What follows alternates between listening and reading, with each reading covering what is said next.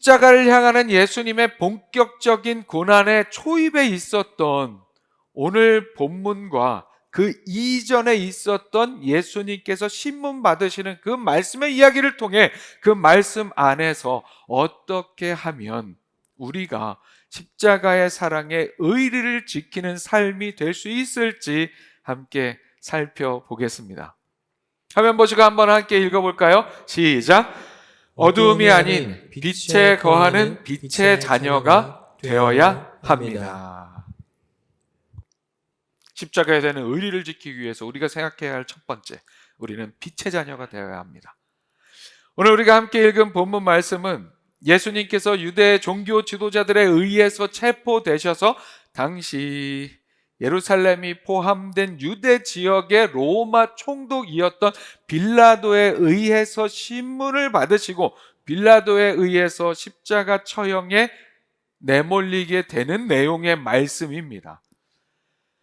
오늘 이 본문 말씀의 이 내용의 자리에 이르기까지 종교 지도자들에 의해 체포되어 잡혀가신 예수님은 장소를 옮겨가면서 여러 번의 신문을 받으셔야 했습니다.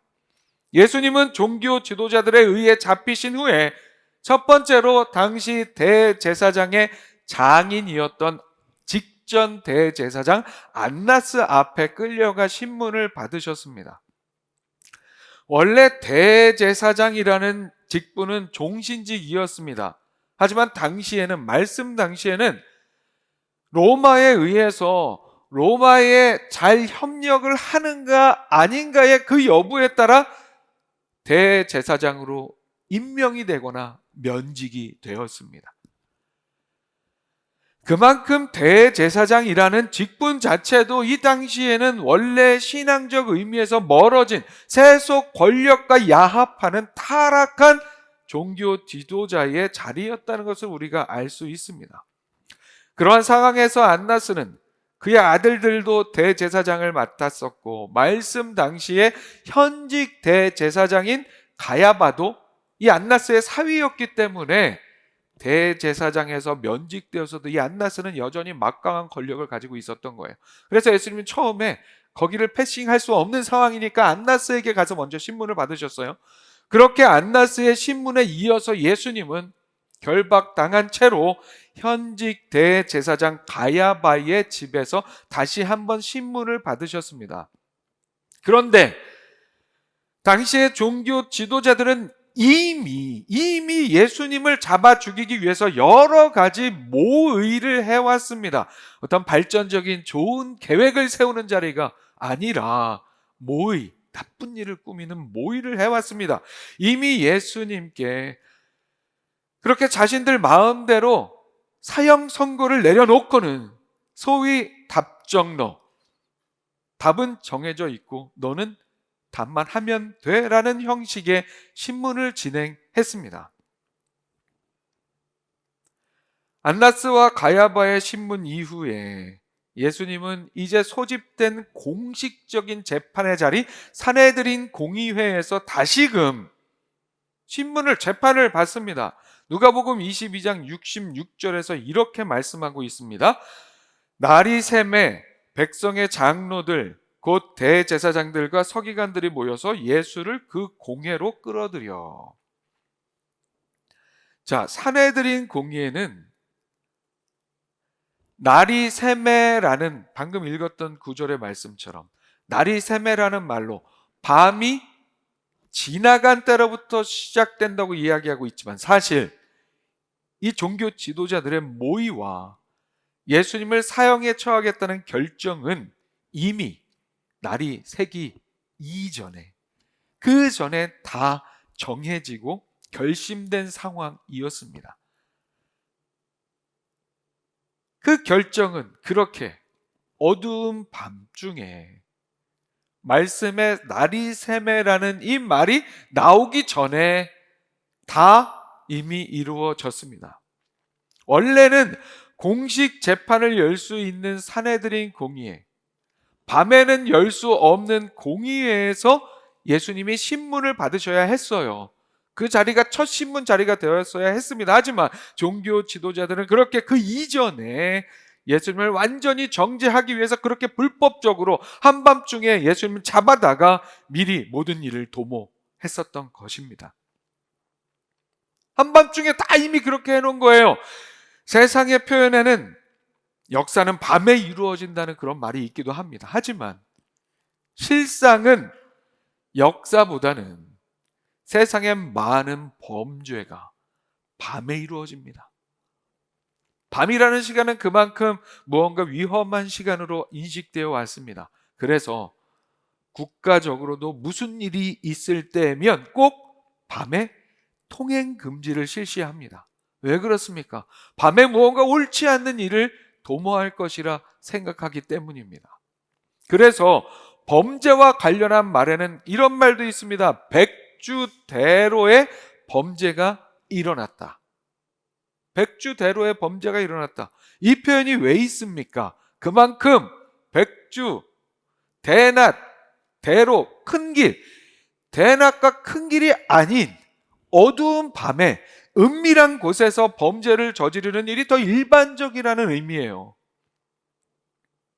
여러분은 왜 밤에 범죄를 저지릅니까? 눈에 띄지 않기를 원하기 때문입니다. 자신들의 범죄가 드러나 잡혀가기를 원치 않기 때문이기도 합니다. 어두움이라는 것이 자신들을 보호해 줄 것이라고 생각하기 때문입니다. 그래서 예수님은 이제 잡혀가시기로 하시고 그렇게 스스로 잡혀가시면서 이들이 힘이 있어서 잡아가는 게 아니었잖아요. 계속 말씀 나눈 것처럼 예수님께서 이제 잡혀가시기로 하고 잡혀가시면서 예수님을 잡아가는 종교 지도자들의 그 삶의 시간에 대해서 그래서 예수님께서 이렇게 말씀하신 거예요. 이제는 너희 때요 어둠의 권세로다. 이제는 너희 때요 어둠의 권세로다. 이런 어두운 죄악의 밤이라는 이 표현은 물리적이고 시간적인 밤을 의미합니다. 하지만 그것뿐만이 아니라 우리 신앙인들에게 있어서는 우리의 영적인 죄악의 상태, 영적인 어두움의 상태를 의미하기도 합니다. 예수님께서 지금 말씀하신 종교 지도자들을 향해 이젠 너의 때인데 너의 그때는 어둠의 때야, 어둠의 권세야 라고 말씀하시는 것이 바로 그런 의미입니다. 사랑하는 여러분, 우리는 지금 어두운 밤의 시간을 살아가고 있습니까?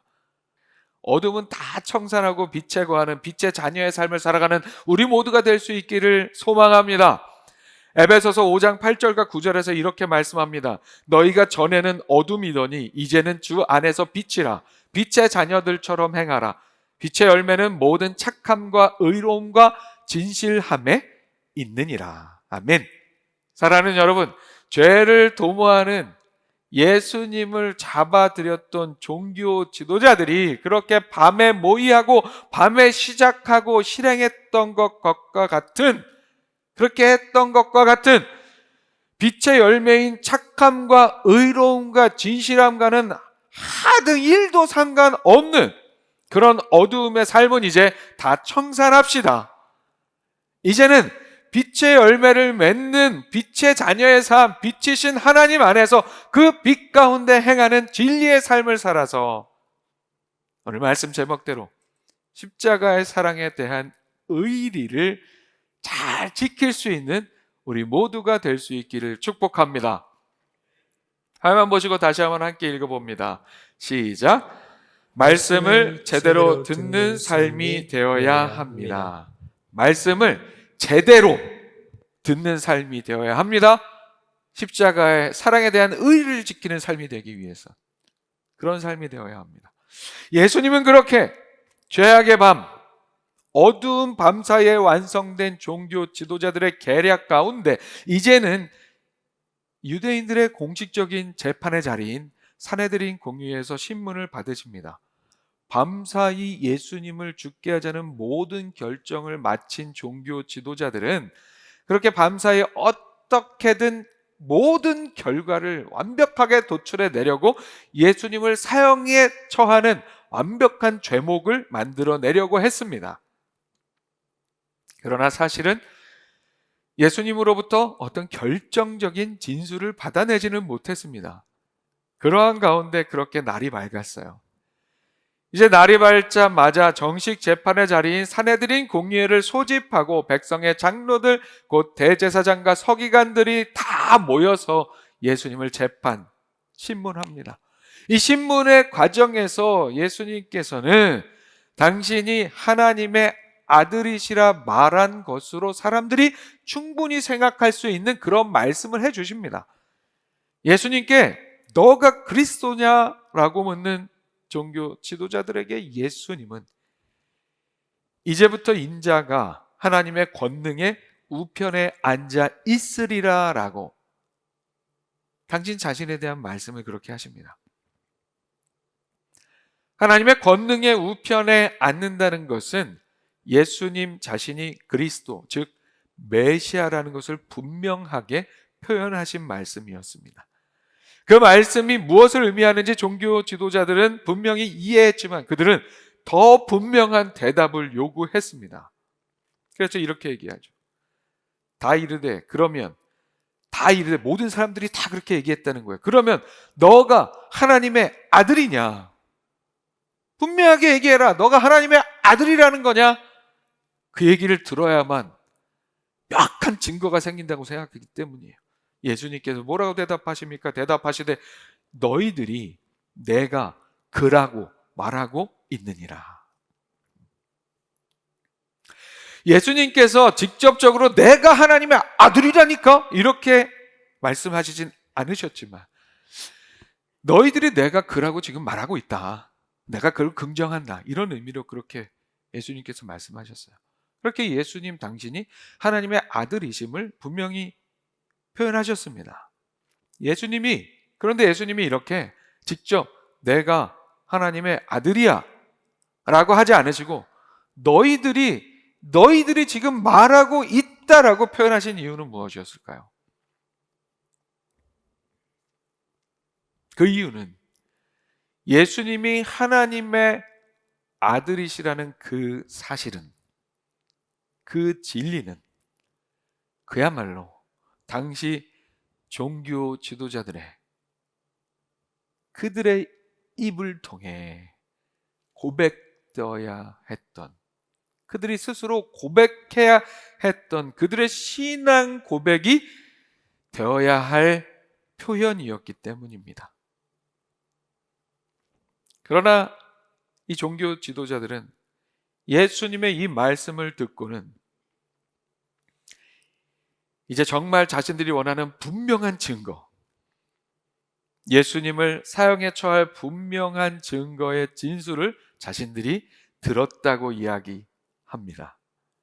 71절입니다. 그들이 이르되 어찌 더 증거를 요구하리요? 우리가 친히 그 입에서 들었노라. 우리가 친히 그 입에서 들었노라 하더라. 이들은 자신들이 예수님의 입에서 예수님을 사형에 처할, 즉 예수님을 감히 하나님의 아들을 사칭한 신성 모독죄로 사형에 처할 증거를 그들이 친히 들었다고 이야기하고 있습니다. 들었다. 사랑하는 여러분, 여기에서 이 종교 지도자들이 주장하고 있는 이 들었다라는 이 말이 문제입니다. 지금 들었다. 사실 이 당시 종교 지도자들은 예수님의 말씀을 제대로 들었던 적이 단 한 번도 없었습니다. 없었어요. 예수님의 말씀을 제대로 들었던 적이 없었어요. 예수님께서 복음을 전하시며 수많은 가르침을 주셨지만 종교 지도자들은 제대로 들은 적도 없었고 들으려 하지도 않았습니다. 그들이 단 한 번이라도 예수님의 말씀에 귀 기울여 제대로 그 말씀을 들었다면, 그야말로 들었다면 그들이 지금 이렇게 예수님을 십자가에 못 박는 일에 앞장서는 일은 없었을 거예요. 그런데 그런 그들이 지금 스스로 친히 들었다고 주장합니다. 이때에도 정말 그들이 주장하는 대로 제대로 들었다면 제대로 들었다면 이제 깨달아야 했습니다. 이분이 지금 이런 상황에서도 자신이 하나님의 아들이라고 얘기하는 것을 보니 뭔가 우리가 잘못하고 있는 것은 아닌가? 우리가 달리 보아야 할 것이 있는 것은 아닌가? 우리가 지금까지 깨닫지 못한 어떤 것이 있는 것은 아닌가 하면서 예수님께서 하신 진리의 말씀을 듣고 깨달아야 했습니다. 저분이 정말 하나님의 아들이시구나. 지금 예수님을 고발하는 사람들의 중심은 바로 당시 최고 지도자인 대제사장을 비롯한 종교 지도자들이었습니다. 그들이 종교 지도자들이라면 그렇게 하나님을 온전히 섬기고 하나님의 말씀을 가지고 백성들을 가르치며 살아가는 사람들이라고 한다면 하나님의 아들을 처음에는 제대로 못 알아보았어도 좀 이 정도까지 왔으면 좀 알아봐야죠 이제. 왜 대체 그들이 종교 지도자들이 스스로 죄인이라고 구분짓고 멀리하는 많은 사람들은 예수님을 제대로 알아보고 또 심지어 사단 마귀의 졸개들인 귀신들마저도 예수님이 하나님의 아들이심을 아는데 왜 이 종교 지도자들은 끝까지 이렇게 모를 수 있을까요? 왜 모릅니까? 듣지를 않으니까 모르는 거예요. 듣지를 않으니까. 예수님의 말씀을 단 한 번도 제대로 듣지 않았기 때문입니다. 들었다고 얘기하지만 제대로 듣지 않았기 때문에 이 순간에도 그분이 지금 당신 자신이 하나님의 아들이시라는 진리의 말씀을 예수님께서 그렇게 하고 계시는데도 그 진리의 말씀을 가지고 깨닫지 못하고 예수님을 사형의 신성모독죄로 사형에 처하는 증거로 삼으려고 하고 있는 거예요. 귀가 뚫렸다고 들었다고 이야기하지만 물리적으로 듣긴 뭔가 들었죠. 하지만 이들은 결코 귀 있어 듣는 자의 복을 누리는 사람들이 아니었던 것입니다. 겸손히 돌아보기를 원합니다. 오늘 우리도 혹시 하나님의 말씀을 귀가 있어서 들었지만 진짜 그 영적인 교훈을 제대로 듣고 제대로 깨닫지 않으면서 내가 들었어, 내가 알아, 내가 성경을 몇 번 읽었는데 이렇게 얘기하면서 정작 말씀과 상관없는 삶을 살아가는 우리의 모습은 아닌지 겸손하게 돌아보기를 원합니다. 제대로 듣지 않는 인생은 정말 처참한 결말이 예고되어 있어요. 생명을 위해 들어야 할 말씀을 듣지 않기 때문입니다. 하지만 귀를 쫑긋 세우고 영적인 귀를 쫑긋 세우고 하나님의 말씀에 잘 귀 기울여 듣는 인생은 그야말로 들을 귀 있어 듣는 자의 복이 있음을 잊지 않는 우리가 되기를 소망합니다. 그렇게 잘 듣는 자의 복을 누리는 삶으로 예수님의 우리를 위한 십자가 사랑의 의리를 저버리지 않고 잘 지키는 우리 모두가 될 수 있기를 축복합니다. 마지막으로 한 번 더 화면 보시고 함께 있습니다. 시작. 거짓에 지지 않는 삶이 되어야 합니다. 이제 종교 지도자들은 자신들이 아주 명확한 증거를 얻었다며 예수님을 빌라도에게 데려갑니다. 예수님을 빌라도에게 왜 데려갑니까? 그 이유는 당시 로마 치하에서는 유대인들의 종교자치 기구 역할을 했었던 산헤드린 공의회에서는 예수님을 사형에 처할 수 있는 권한이, 사형을 언도하더라도 그것을 실행할 수 있는 권한이 없었기 때문입니다. 로마 치하에서는 로마 법에 의해서만 사형이 이루어질 수 있었어요. 그래서 이 종교 지도자들은 종교적인 이유로, 즉 신성 모독의 죄목으로 예수님께 사형을 언도했지만 그 제목은 로마하고는 상관이 없는 제목이었어요. 그들은 그래서 이제 예수님을 그 이야기를 살짝 꼬아서 로마에 대한 반역자인 범법자로 만들어서 빌라도로부터 사형 언도를 받아내야만 했습니다. 그래서 빌라도에게 예수님을 데려갑니다.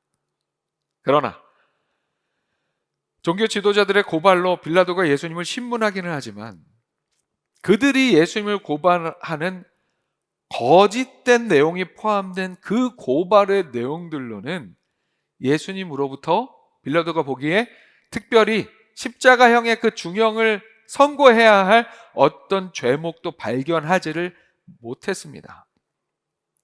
그러나 유대 백성들은 이제 더욱 한 마음이 되어 이렇게 반응합니다. 18절과 19절의 말씀입니다. 무리가 일제히 소리질러 이르되 이 사람을 없이 하고 바라바를 우리에게 놓아주소서 하니 이 바라바는 성중에서 일어난 밀란과 살인으로 말미암아 옥에 갇힌 자로라. 자, 이런 유다 백성들, 이 무리들의 요구가 이렇게 있었어요. 그런데 이런 요구에도 빌라도는 다시 한번 예수를 방면하는 것을 그들에게 제시합니다. 하지만 무리들은 예수를 십자가에 못 박게 하려고 더욱 소리 높여 외치고 있는 상황이 되어버렸어요. 이에 빌라도는 다시 한번 예수에게 그를 죽일 죄를 찾지 못했다고 책찍질을 하고 놓아주겠다고 합니다. 빌라도가 세 번째 말하되 이 사람이 무슨 악한 일을 하였느냐? 나는 그에게서 죽일 죄를 찾지 못하였나니 때려서 놓으리라 하니 그들이 큰 소리로 재촉하여 십자가에 못 박기를 구하니 그들의 소리가 이긴지라. 이에 빌라도가 그들이 구하는 대로 하기를 언도하고 그들이 요구하는 자 곧 밀란과 살인으로 말미암아 옥에 갇힌 자를 놓아주고 예수는 넘겨주어 그들의 뜻대로 하게 하니라. 그들의 뜻이 무엇입니까? 십자가에 예수님을 못 박는 거예요. 결국 빌라도는 자신의 안위를 위해 거짓과 타협하며 진리와 진실을 외면하며 아무 죄가 없는 예수님을 십자가에 내어줍니다. 사랑하는 여러분, 우리를 유혹하는 세상의 안위를 도모하게 하는 어떤 거짓에도 지지 않는 우리가 되기를 소망합니다. 행여 내가 좀 손해보고 내가 세상적으로는 좀 손해보고 세상적으로는 조금 억울한 상황이 될지라도 우리는 거짓이 아닌 거짓에 지거나 무릎 꿇지 않고 진리를 수호하는 진리를 따르고 말씀을 따르는 삶이 될 수 있기를 소망합니다. 그렇게 거짓에 지지 않는 삶으로 예수님의 십자가 사랑에 대한 의리를 굳건히 지키는 우리가 될 수 있기를 축복합니다. 말씀 마칩니다. 앞서 살펴본 것처럼 예수님의 십자가의 사랑의 의리를 지키는 우리의 신앙의 삶이 되기 위해서 우리는 어두움이 아닌 빛의 자녀의 삶을 살아야 합니다. 내 욕심대로 말씀을 멸시하는 삶이 아니라 말씀을 제대로 듣는 삶이 되어야 합니다. 그리고 더불어 마지막에 함께 이야기 나눈 것처럼 거짓에 지지 않는 우리의 신앙의 삶이 될 수 있어야 합니다. 그런 삶을 살아감으로 예수님을 십자가에 2번 못 박는 것과 같은 2번 죽게 하는 것과 같은 그런 삶이 아니라 십자가의 사랑에 대한 의리를 정말 잘 지키는 그런 신앙의 삶을 살아가는 우리 모두가 될 수 있기를 주님의 이름으로 축원합니다.